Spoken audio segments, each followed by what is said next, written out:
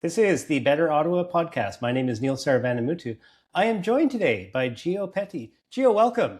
Pleasure to be here. Thank you for having me. Now, some people may recognize that name as the local filmmaker who's been producing some short documentaries on OC Transpo. So, Gio, why don't you start off by telling us what are these films that you've been making? So I've made so far two documentaries, one in 2024 and one releasing actually just about a week ago in 2026 on Ottawa's public transit system and, OC Transpo, who runs the system, and going into a lot of the issues of the system and, issues with how it's run and how it affects commuters, particularly, anyone can report on, how bad the transit system is, and with OC Transpo, it's very easy to. But I wanted to have a very personal perspective, and I've tried to do so in both of my documentaries and how it's affected me and people in my community. The first documentary, which was released in 2024, which is called Dude, Where's My Bus, sort of goes into issues with the bus system in the area, how it affected me, and the issues of implementation of the first rail system. And the second documentary, which just released a few weeks ago, which is called Train to Nowhere, goes into issues with the train line, particularly the implementation, how it became a hot button political issue, and the current state of that rail line and how it affects transit in where I live, Riverside South. Okay, so Gio, this is a train to your neighborhood in Yes. Riverside South. You say it's a train to nowhere. That's how you've titled it. Why did you choose that title? Well, I chose Train to Nowhere based on the history of the line. So that line is called Line 2. And when Line 2 was originally introduced, it was just known as the original O train. So there wasn't any one Right. Line 1. It was just the one line. It was just the O train. And that was a short 5-stop trip from Greenboro Station I guess you would call that the south, to Bayview to connect to buses downtown. And that was a very ambitious project. And it was made as a pilot to test to see if rail was feasible for Ottawa. And just remind us about what years was that? That was 2001. So that was Okay. 25th year anniversary this October. So very exciting time. And despite the project being successful and being able to connect people to more places of the city, a lot of critics with very short-sighted views called it the train to nowhere. There's a whole section in the documentary where I talk about how people criticize it as a train to nowhere. So I thought, oh, that's a perfect way to tie it in, because where I also live, Riverside South, was derided by many people as the middle of nowhere. And a lot of people said, well, that's your fault for living in the suburbs. You should not expect good transit because you live in the middle of nowhere. And so I decided, what a perfect name, because it ties in both of these factors. And, this train to nowhere turned nowhere into somewhere. So that was my biggest inspiration for giving it that title. And the funny thing is, there's been a lot of people who's criticized the documentary just on that title, haven't even watched it. Back when the trailer was released, I got a fair bit of flack for it. And, there was little even hints in the teaser trailer that it wasn't my opinion and it wasn't the case to call it that. But a lot of people don't even watch it. They just leave a nasty comment saying it's the train to nowhere. But I find that quite funny. And I was very proud to give it that title. So, yeah. Yeah, well, I mean, you make it clear in the documentary that you are a fan of the train. Absolutely. I take it you're a fan of transit generally, are you? Oh, 100%. I love trains. Anytime I go to a new city or anytime I'm on vacation, I use it as an excuse to ride their public transit. And, I'm not the type of guy, and it's easy, and some people might assume I am just from the way I kind of sensationalize things. I don't want to overly criticize transit. I think having functional transit is great. If I didn't have to make these documentaries, I would be happy, because that would mean transit is running well. But I love functional transit. I love transit that's great. I think a great example, and it's not perfect, is Montreal. I think a lot of, you ask people in Montreal, they say their transit's not perfect, but, riding it from Ottawa, it's pretty fantastic. And, Toronto as well. I love their subway system. So I love transit. I love experiencing transit, and I want to see Ottawa do better, Yeah. Well, can I ask, you've clearly put a huge amount of time into these documentaries. Mm-hmm. And I remember the first one, there was a lot of discussion about this being a labor of love over like a year or something, right? Correct. So can you tell us about yourself and like why you're putting so much time into these documentaries? And quite frankly, is this not something the local media should be doing? I've thought about that a lot. about I really when Dude Where's My Bus started, I knew like it was something that I wanted to talk about these issues because there was such a it was such a weird, because you mentioned the local media, and even back when I started the production, which was like mid 2023, you could switch on CBC, CTV News, or even open up like an Ottawa Citizen newspaper, and there's articles upon articles and stories Yeah. about how bad the train is, and some with a personal perspective. But I just felt like it would just be like buses are canceled, trains are canceled. So I really wanted to have a sort of contextualized story about how it affected me, and like my exploration to finding out how these issues happen. And the amazing thing when I made this documentary is that in the path of talking to people, I learned things that, weren't really being reported on, or they would be reported on once. And that's the way the news is. So it was really incredible to talk to people and learn more about this, and research and learn more about this, because I think history is a very important part to understanding the transit system. I'm really big history buff, particularly on Canadian media. Like I really love learning about, how things are made, and going back in archives and finding out reading these stories and finding out all these information was really essential to how this piece came together. I kind of realized why why local media won't go too in depth on this topic, and I don't blame them because there's so many aspects to it. I guess you could say I've had the freedom to sort of research this in my free time, but like it was an incredibly difficult process, and Yeah. I'm blessed to be able to do it. So Yeah. Well, listen, there's a number of interviews from people like Alex Cullen, who was a counselor at the time, very much involved with it. Out of curiosity, did you put in a request to anyone like Jim Watson to get his comments on this? First of all, I would love to have talked to Jim Watson. I think he made a lot of mistakes as far as the LRT goes. I actually really liked him as mayor. I think he made some, I think he did some great things for us. I would have loved the chance to talk to him. I reached out a few times through the means to contact him that I could. And unfortunately, I was not able to get anything. I also tried to reach out to Bob Shirelli, Larry O'Brien, a lot of key figures. And, unfortunately, you just don't hear back. Yeah. And, I would still love a chance to talk to these people. So in case, this goes out to them, please do drop me a line. I still would like to talk to you. I'm sure, again, I'm sure they probably wouldn't be happy about the depiction. But yeah, that's the hardest part of this. You just really shoot those shots, and sometimes you just don't hear back. Well, I mean, one thing that your film does, it provides almost like an archival history of what happened, which quite frankly, we're in danger of losing very quickly, of course. My colleague on the Better Ottawa Municipal panel, Joanne Cianello, has did a huge amount at the time about what was going on with the LRT and the delays and the accidents and a lot of the reporting on that. And so we have some of that, but you filled a really important gap in terms of how this came to be. And so I want to say on behalf of all of the audience out there, thank you for doing this. We've really enjoyed them. Well, it's an honor. And yeah, of course, Joanne's work with CBC, that was actually instrumental with this. Like she was on, the CBC itself. I know she was on the agenda talking about it. So I ended up hearing her voice talk a lot about this. And it's really difficult in some cases, and especially with the 2006 election, which I covered in Train to Nowhere. It was really hard to find these pieces. Like basically, it's almost like and I use it as an example because it's one of my favorite films. It's almost like an Indiana Jones film. You're kind of putting together these pieces. You're almost solving the mystery. And because the thing is, you'll have most of the time, especially in the case of 2006, and maybe even the earlier elections that were mentioned in the documentary, it was a point where internet reporting was just hitting the digital age. So you'd be lucky if you get a couple articles, but it's still not a lot of information, and you still have a few pieces of information from Wikipedia and stuff. So I had to go into newspaper archives. I had to get tape recordings of, Alex Munter was fantastic. He was able to provide me actual recordings of the debates that I believe he had someone take, that someone was in the audience with a video camera.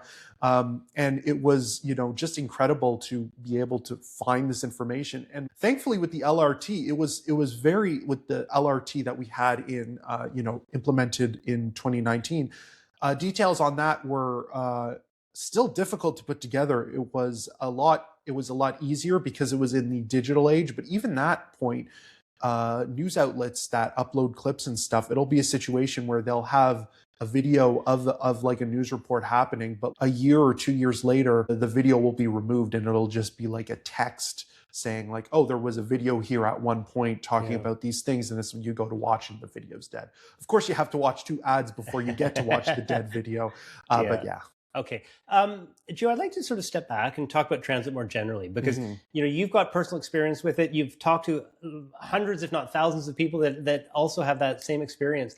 I want to ask you, and from the perspective of someone from the south of Ottawa, is transit a viable option right now? I think it partially is. I think that the train is not perfect, but I think it's a fantastic option. We've seen the RTO, return to office mandates, and we've seen traffic reports of how bad traffic has been going to and from downtown.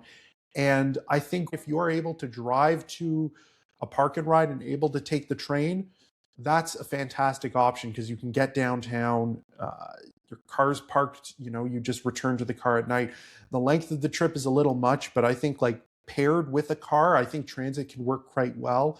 Right now, it's not that great if you're using a bus and the train to get around. I mean, to be quite frank with you, getting down here, I took the train and I waited for the bus. And the bus was late and I was a bit late coming down here. Unfortunately, this isn't just a case with me. It seems to be a case with so many other people who are taking transit. And it's, honestly disappointing because we're seeing so many people lose faith. I think as the train expands, we're going to see more connections and we're going to see it easier and more convenient to get around.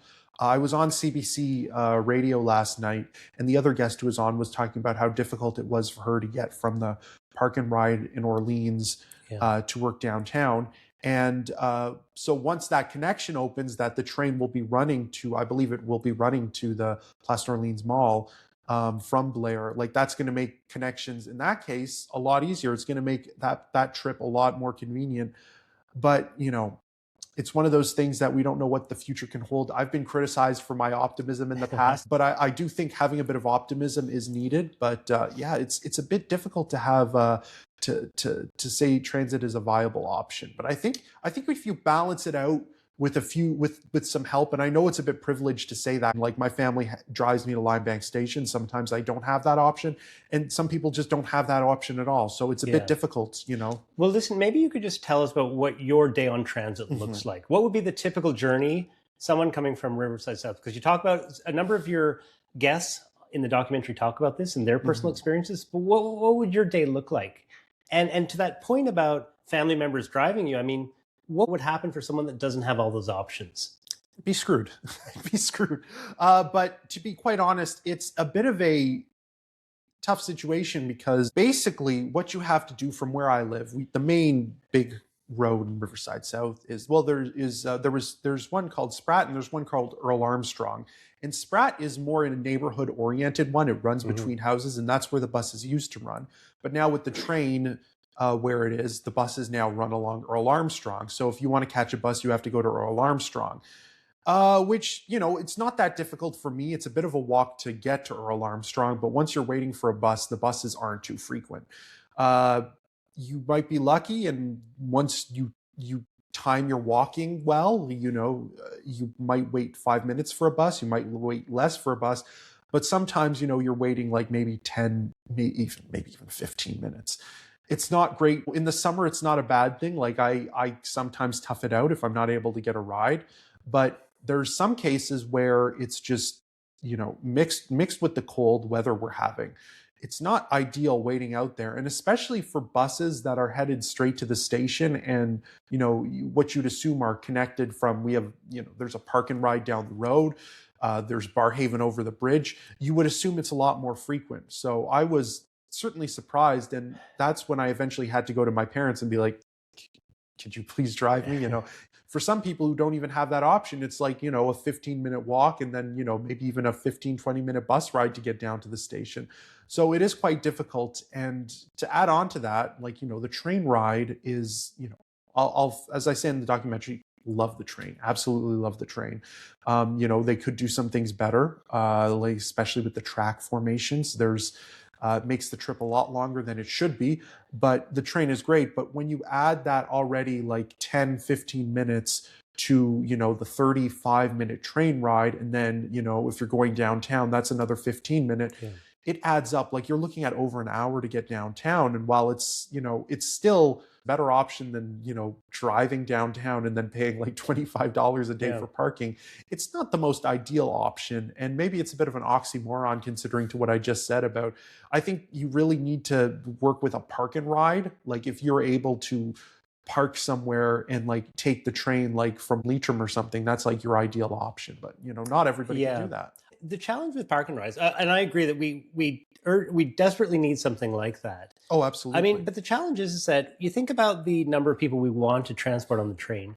If I remember from your documentary, I think the original O train was moving 6,000 people a day, right? Mm-hmm. And so then the question becomes, well, how many cars can you have parked for the day and then accommodate those sort of flows of people? Exactly. Yeah. Yeah, it's a really tough thing. The thing that I hear about is that the Greenboro Park and Ride fills up instantly because a lot of people will go up there because that's almost one of the furthest points that have a park and ride, and everybody will just go there, get off at Greenboro, get on the train, but then there's a situation. Then you've got Bowesville kind of at the, end there, which I was shocked to learn that, and something I go over in the documentary, that Bowesville was originally going to be the final stop of the train. And that's hilarious to me because imagine if they ended it there and it's like, well, okay, here's the final stop. Yeah.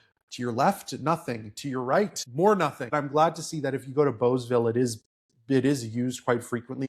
As much as I'm not the perfect public transit planner, the best transit system I can design is with wooden trains. So I always tell people like it's sort of with public transit, it's sort of, there's like the looking up view that I have, looking at the system, and you see the decisions being made, and there's sort of like the downward view of what the CEO of OC Transpo was seeing. I'd like to turn to the airport spur, so what we call Line 4. And, I've taken that once. That's the common thing. People say they take it once. Well, okay, let me tell you about my experience. I took it remember that weekend when transit was free? Yes. I thought I'm going to go out to the airport and check out Line 2 and because where I am, so we're recording right now in my home studio, otherwise known as my living room, in the Glebe, and so we're not terribly well served by the trains. It's about 2-kilometer walk to any train station from here. When we had the free weekend, I took the bus downtown, then I got on the train number 1 to Bayview, and then train number 2 out to is it Greenboro or is it South Keys? South Keys, yeah. And then transferred onto the 4 out to the airport. And that whole trip took well over an hour. Oh, yeah. Hour 15, I think it was, hour 20. Of course, calling an Uber would take me 15, 20 minutes. Are people going to be using it to get to the airport and back? Well, it's the funny thing that I hear about and it's something that I wish I had more time to cover in the documentary. And because it's always nice because I've had a few friends from out of town visit and I've picked them up at the airport and it's like, let's take the train. And, it's funny that when they take the train at first, it's like they're really impressed by it. But then once you sort of add up all the time, it's like, yeah, it's a nice train, but it does take a while. And timing is a really rough thing. It feels to me like it could have been done a lot better. I understand that now, I'm not 100% certain on this, that the airport paid for that spur line. And it also goes to EY Center. But it was disappointing to know that it took so long. I think when you hear airport line and you assume it's connected, because like at least with Toronto's, I believe it's the Up Express, I believe, that takes you to the airport. It's a separate, it's a separate line. Like it's not like you're on, the yellow line of the subway and you just like end up at the airport immediately. It's disappointing, and that should have been done a lot better, especially with the airport. Linebank, my station, I kind of get that wasn't done perfectly. That I can give a pass to. But I was really shocked that with the foresight that you would think that they would at least double track or make that trip more convenient or faster at least. So if you did transfer, like you do have that trip, it would at least be as fast as possible.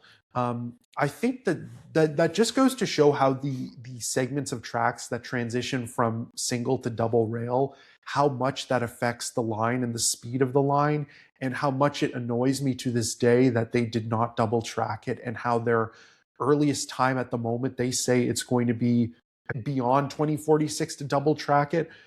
It just baffles me because I feel like that it would have been, I know OC Transpo and the transit system is in a deficit, but I feel like if you double track these systems and you double track that line particularly and in tandem with line 2, it would have been faster, more convenient, and more people would have been using it. I think though, the one improvement I'll give OC Transpo, and I know it's not the perfect solution, is that they realized that, okay, this line takes too long. So they reinstated back their airport bus service. Line, yeah. I was really disappointed that when it was introduced back again, the local media painted it as the train is so terrible that they're bringing back the buses, which technically you can paint it as that. But I see it as they found an issue with the system. They found that the train does not run fast enough to get you to the airport, and they reinstated an option that is faster. Can I ask you, the idea of double tracking line 2 and line 4, how much of a difference would that make? I think it would make a huge difference. Double tracking a lot of that line, I think, would make the trip, first of all, faster and be able to schedule more trips. 12 minutes is a pretty long time to wait for a train. Yeah. The fact of being able to speed that up and not only have faster trains in between and a faster trip, I think would make it a lot faster to get downtown. And that was exactly what I was expecting when I heard the line was coming in, and my original thing saying it would be able to get around a lot easier and more conveniently. And I understand there's some areas of the train, and I'm sure you've taken it, like there's the Dow's Lake Tunnel, which is an underground tunnel, which is single railed. Completely understandable why you wouldn't double rail a section like that, but there's so many other areas that are out in the open, could have easily built sections that to contain the double rail. There was a comment made by Alex Horner of Better Transit Ottawa in the documentary that says that they're going to get slammed by capacity issues, and like, you really need this now. So I really hope that in future we can have that, that sooner rather than later. I was very happy to hear that comment from Alex in the documentary, because I don't think people realize that there is actually a plan to eventually double track the line, but it's not in the current transportation master plan. So they're saying it's beyond 2046. Exactly, yeah. But I think what Alex points to is there's no reason why we couldn't make a decision to move it forward at some point. Exactly. Yeah, because I'll tell you, I actually feel that the issues you just described about, the time in between trains and how slow the train has to travel because of single track, I actually feel that double tracking it might be the difference between this being a really good solution being what it currently is. Let's face it, it's slow. I understand that not all trains can be like the Shinkansen, running in Japan, like, fastest train in the world. But there was sort of this expectation. And again, my original expectation was, it would be a bit faster. The trip downtown via the bus, like from where you take the bus for 40 minutes and then you get transferred to Herdman, you wait for your train and you take the train for like 12 minutes. And then once you add in all the walking and everything, it basically was like around 59 minutes to an hour. Like, I was expecting that to at least be cut down to like maybe 50 minutes and that. Yeah. But I was disappointed to see that it really wasn't, and it really wasn't cut down at all. I'll walk that back and say, like, I'm very grateful that the train exists. And I think that what it adds was better than what we had before, because at least, like, when I'm at least driven to the station, it's not like the question of waiting, oh, where's my train? When is it going to show up? It's going to be there. So. Yeah, well, I wanted to ask you that question about you. So you believe this is an improvement from what we had before, and let's just remember that obviously there's a lot of money invested, and there's been a lot of embarrassments along the way, right? I mean, the derailment, all sorts of issues with regards to the implementation and the contracting. But from your perspective, it's despite these hiccups, it's a net positive. I would say overall it is a net positive. I think that I say it's net negative because if we look back at 2006 and what was covered with the extension that former Mayor Bob Shirelli wanted to implement, and then the election, and then Larry O'Brien comes in and that's basically torn to shreds. I think that system worked better than what was proposed, especially with the trains running underground rather than above ground. But we have to think of the fact that if that was implemented then, like imagine how better we'd be moving now, because we would have that system in place and it's like, okay, let's work around this. Again, not a perfect option, but I do think even though maybe the better late than never sort of thought of mine could apply here. I'm stealing another quote. This was said by Brigitte Perlin, who was in my documentary, The Dude, Where's My Bus? And they said, it's like planting a tree. If the best day to do it was today, the second best day to do it is tomorrow. I'd say they are an improvement, and I am very happy. And think, there's still a lot of work that needs to be done. Line 1 isn't perfect. It has its issues. I was on it a couple days ago and, the train just, stopped for 15 minutes. There was an emergency and the train just stopped. Granted, it was a medical emergency, but it was moving again. It's just, it has little hiccups like that and things happen like that. But, I couldn't be more grateful that they exist. Well, you know what, that leads to an important point that even if you don't use transit, you want a good functioning transit system in your city. Exactly. I mean, if you're just driving every day, you want people on the bus so that there's fewer cars on the road that you're competing with. Not to mention all the people that actually rely on transit on a day-to-day basis. I think that as a city, we have a certain obligation to make sure that we have options for getting around town that are viable. But can I ask you, looking forward, what do we need to do to fix what we've got? And moving just beyond rail, but in the whole OC Transpo network. Mm-hmm. That's a really tough situation. I mean, the one thing I was really happy to see is, I believe his name is Troy Charter, who is the current manager. The thing that he admitted in his sort of address is that he sent a memo to council and basically admitted what everyone was reporting on and everyone was seeing. It's like, yeah, we do not have enough buses. They prioritize certain trips and they said we're shifting priorities to buses for these trips. And, it's really difficult to see the system in such a shape.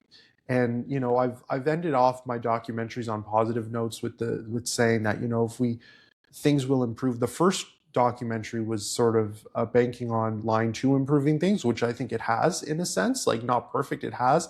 And with this new one, it's, once we get more of these lines opened, I think it will improve the system. It will improve the system even more. But one thing is, advocacy and advocating for a better system. But what I think needs to be done is I think OC Transpo really needs to listen to advocacy groups and people who know how the system works and predict these things.